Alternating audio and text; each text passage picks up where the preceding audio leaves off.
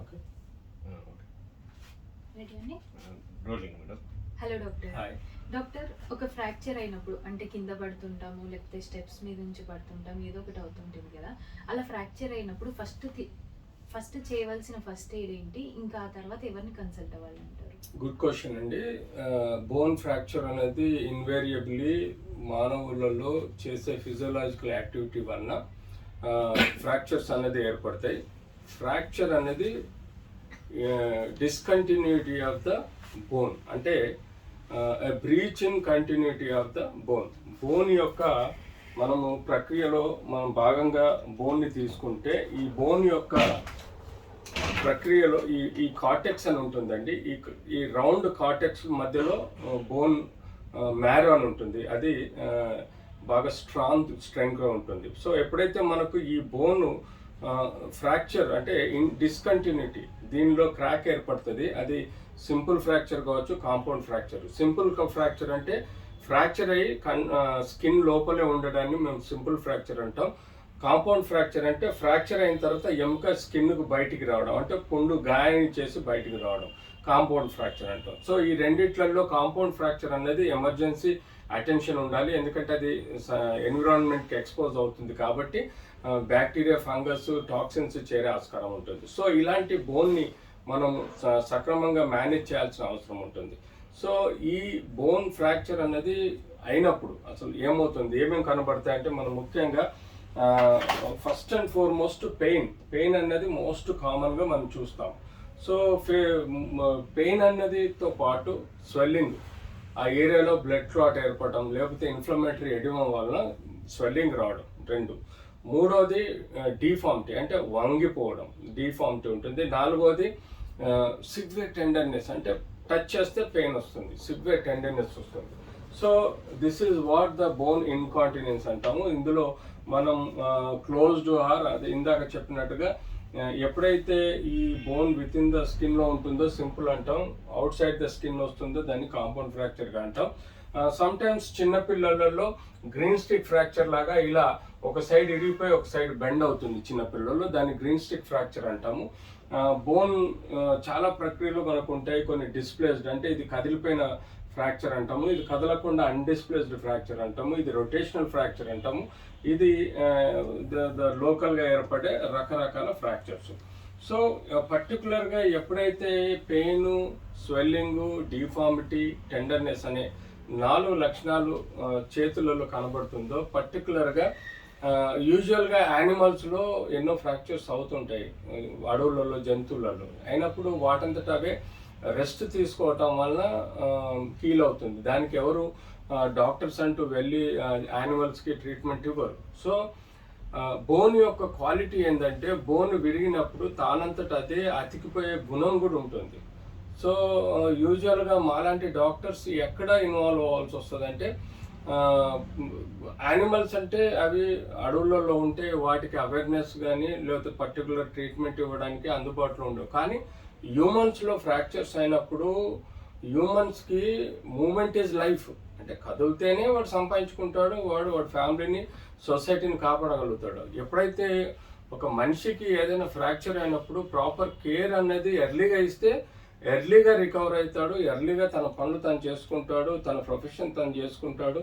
అంతేకాకుండా కరెక్ట్ నార్మల్గా అతికితేనే తను ప్రొఫెషనల్గా కూడా హ్యాపీగా ఉండగలుగుతాడు, ఫ్యామిలీ లైఫ్ని కూడా హ్యాపీగా ఉంచి దేశానికి ఒక ప్రొడక్టివ్ పర్సన్గా ఉండగలుగుతాడు. ఎప్పుడైతే బోన్ సరిగ్గా అతకలేదు, వంగిపోయింది అయితే అతను జీవితాంతం సఫర్ అవ్వాల్సి వస్తుంది. సో ఈ ప్రక్రియలో ఆర్థోపెడిక్ సర్జన్స్ స్పెసిఫిక్గా ఎర్లీ, అంటే ఎంత ఫాస్ట్గా రికవర్ చేయగలిగితే అంత బెస్ట్గా మనం సొసైటీలో అనుకుంటాం. అలాంటప్పుడు ఫ్రాక్చర్ని ప్రాపర్గా కూర్చోబెట్టడం, ఫ్రాక్చర్ని ప్రాపర్గా హీల్ చేయడము, అతికించే విధంగా చేయడం అన్నది ఆర్థోపెడిక్ సర్జన్ యొక్క రెస్పాన్సిబిలిటీ. దాన్ని ఎన్నో విధాలుగా చేయొచ్చు. సపోజ్ అన్డిస్ప్లేస్డ్ ఫ్రాక్చర్ ఉంది, హెయిర్లైన్ ఫ్రాక్చర్ ఉంది, ప్లాస్టర్స్ కన్జర్వేటివ్ మేనేజ్మెంట్ ద్వారా చేసి మనం హీల్ చేయొచ్చు.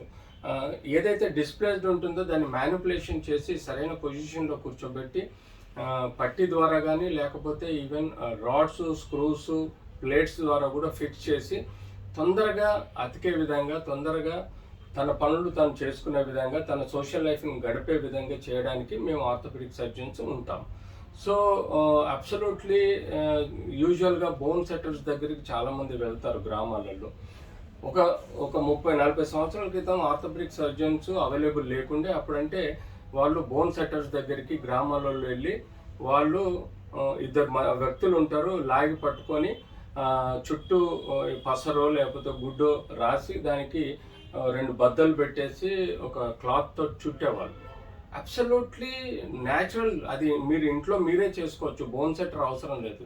ఒక ఇద్దరు వ్యక్తులు కలిసి అటొక జాయింట్ ఇటొక జాయింట్ పట్టుకొని గట్టిగా లాగేసి చుట్టూ 2 బద్దలు పెట్టేసి మీరు గుడ్డతో చుట్టి ఒక 4 నుంచి 6 వారాలు ఉంచేస్తే అతికిపోతుంది. కానీ ఎక్కడైతే ఆర్థోపెడిక్ సర్జన్ రిక్వైర్మెంట్ ఉందో అక్కడ ఆర్థోపెడిక్ సర్జన్ సేఫ్గా ప్లాస్టర్ వేయగలుగుతాడు, సేఫ్గా సర్జరీ చేయగలుగుతాడు. అదే మీరు చేయటం వలన కొంత రక్త ప్రసారం దెబ్బతిని చెయ్యి డ్యామేజ్ అయ్యే ఆస్కారం ఉంటుంది, లేకపోతే చెయ్యి వంకర అతికే ప్రమాదం ఉంటుంది, చెయ్యి డిఫెక్టివ్గా మారే ఆస్కారం ఉంటుంది. ఇలాంటి సమస్యల నుంచి మీరు బయటపడాలి అంటే స్పెసిఫిక్గా అనాటమికల్, మార్ఫలాజికల్, ఫిజియోలాజికల్ స్ట్రక్చర్స్ ప్రకారం ఒక ఆర్థోపెడిక్ సర్జన్ ప్రాపర్గా దాన్ని ట్రీట్ చేయగలుగుతారు, కానీ అప్పుడే మీకు మంచి రిజల్ట్స్ వచ్చే ఆస్కారం. సో ఈ యొక్క బోన్ ఫ్రాక్చర్స్ని ఫస్ట్ అండ్ ఫార్మోస్ట్ ఎప్పుడైతే ఇలాంటి వాపు, నొప్పి, డిఫార్మిటీ, టెండర్నెస్ ఉన్న వాళ్ళకి ఇమ్మీడియట్లీ కేర్ తీసుకోవాలంటే వాళ్ళని ప్రాపర్గా ఫస్ట్ అండ్ ఫార్మోస్ట్ ఒక స్ట్రైట్ పొజిషన్లో, అనాటమీ అంటే ఇలా స్ట్రైట్ పొజిషన్, ఈ స్ట్రైట్ పొజిషన్లో పెట్టాల్సిన అవసరం ఉంది. కాలు కానీ, చెయ్యి కానీ, బాడీ కానీ. స్పెషల్లీ వెన్నుపూస ఫ్రాక్చర్స్ చాలా డేంజర్ అండి. వెన్నుపూస నరాన్ని దెబ్బతీసే ఆస్కారం ఉంటుంది. తద్వారా మనకు పెరాలసిస్ వచ్చే ప్రమాదం ఉంటుంది. లేదంటే కొన్ని సపోజ్ నెక్లో ఇంజురీ అయినప్పుడు ఊపిరితిత్తులకు సంబంధించిన ఫ్రెనిక్ నర్వ్ అనేది డ్యామేజ్ అయితే ఊపిరి ఆగిపోయే ఆస్కారం ఉంటుంది. So neck injuries most important. ఎప్పుడైతే పడి ఆ నెక్ ఇంజురీ అయిందో వారిని నిలకడగా సరిగ్గా పెట్టేసి వారిని ట్రాన్స్పోర్ట్ చేయాల్సిన అవసరం ఉంటుంది సేఫ్గా. 2 పిల్లోస్ మనము మెడకి పక్కలో పెట్టడమా లేదంటే కాలర్ పెట్టడము పెట్టి వారిని నెక్ ఇంజురీస్ అయితే ట్రాన్స్పోర్ట్ చేయాలి. బ్యాక్ ఇంజురీస్ అయినప్పుడు కూడా బెల్ట్ ధరించడం. ఎక్కడైతే నీకు సైట్లలో ఫ్రాక్చర్స్ ఉంటాయో ఫ్రాక్చర్కి అక్కడే ఏది అవైలబుల్ లేకుంటే ఒక కర్ర ముక్క కానీ తీసుకొని దాని పక్కన పెట్టేసి మీ దగ్గర ఉన్న గుడ్డలతోటి చుట్టి ఒక జాయింట్ యువతల ఒక జాయింట్ అవతల ఏదైతే మధ్యలో ఫ్రాక్చర్ ఉంటే ఒక జాయింట్ యువతల ఒక జాయింట్ అవతల స్టెబిలైజ్ చేసేసి బ్యాండేజ్ చుట్టడం వల్ల ప్రొటెక్షన్ ఉంటుంది. తద్వారా మనం ఫ్రాక్చర్ని ప్రొటెక్షన్ తీసుకోవచ్చు. పెయిన్ కిల్లర్ ఇవ్వచ్చు, లోకల్ స్ప్రేస్ ఇవ్వచ్చు. తద్వారా కొంత ఇది మనకు రెడ్యూస్ అవుతుంది.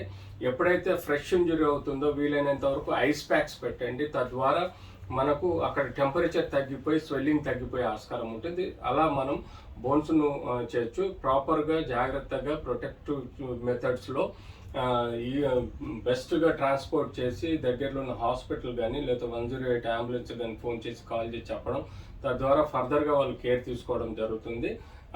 బ్లీడింగ్ ఫ్రాక్చర్స్ ఏవైతే ఉంటే అవి డేంజర్ అండి. బాడీలో ఉండే 5 to 6 లీటర్స్ ఆఫ్ బ్లడ్ని డ్రైన్ చేసే ఆస్కారం ఉంటుంది. కాబట్టి బ్లీడింగ్ పాయింట్స్ని ఫస్ట్ అండ్ ఫార్మోస్ట్గా మీరు ఏదైనా గట్టి గుడ్డ, క్లీన్ గుడ్డ కానీ ఏదైనా ఉంటే దాన్ని బట్టి అదిం పట్టుకొని బ్లీడింగ్ కాకుండా కాపాడుకోవాలి. ఇంకా బ్లీడింగ్ అన్కంట్రోల్డ్గా ఉంటే ఆ పై భాగంలో ఏదైనా తాడు కానీ లేకపోతే ఎనీ గుడ్డ కానీ తీసుకొని ఆర్మ్ని టైట్గా బ్యాండేజ్ చేయటం వల్ల మనకు ఆ బ్లీడింగ్ టెంపరీ స్టాప్ అవుతుంది. ఎప్పుడైతే అలాంటి టైట్ టార్నికే కట్టినప్పుడు వితిన్ 2 to 4 hours లోపల ఆ వ్యక్తిని హాస్పిటల్కి ట్రాన్స్పోర్ట్ చేసి ఆ టార్నికే తీసేసి సరైన ప్రాపర్ ట్రీట్మెంట్ తీసుకుంటే సమస్యలు రాకుండా ఉంటుంది.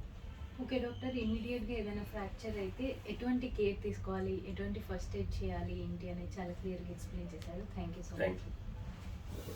10 minutes బ్రేక్ తీసుకుందాం.